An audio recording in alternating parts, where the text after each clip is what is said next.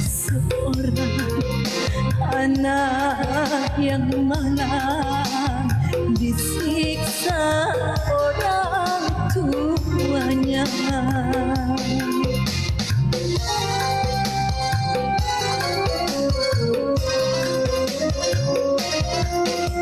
Bersiksa-siksa, disiksa ia sampai menemui ajalnya. Entah apa sebabnya hingga ia disiksa, mungkin karena ulahnya yang selalu ingin dimanja.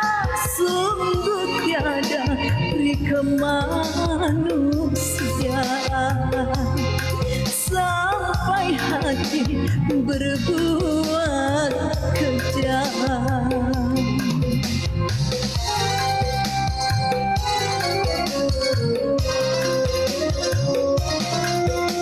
Kisah terjadi di zaman ini, ayah kejam karena ibu tiri.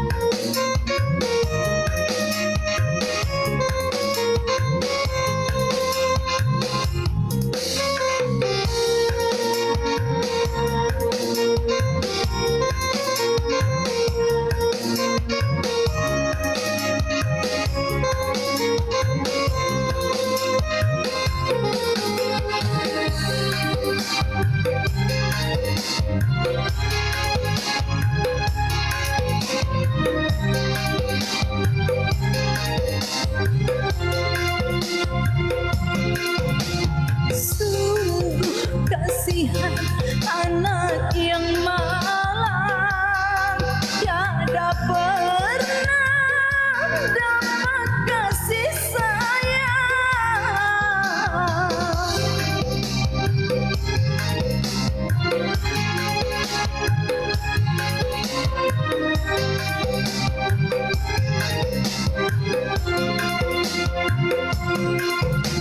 Selama hidupnya sampai mati, hanya siksa yang didapati.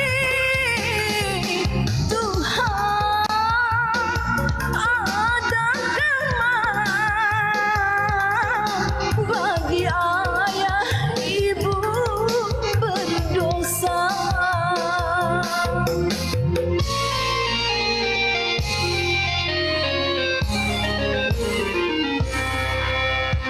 Kisah seorang anak yang malang disiksa orang tuanya.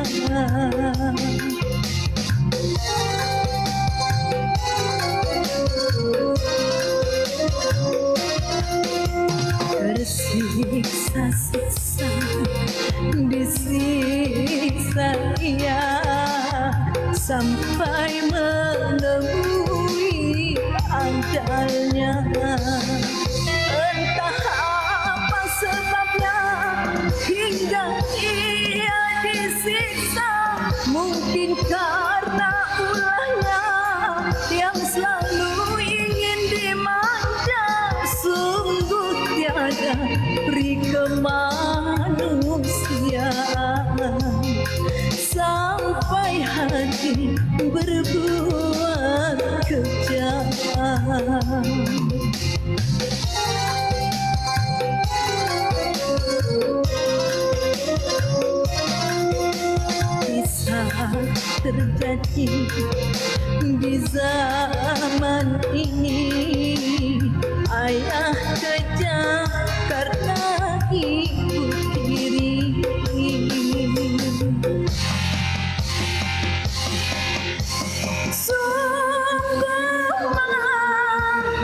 kasih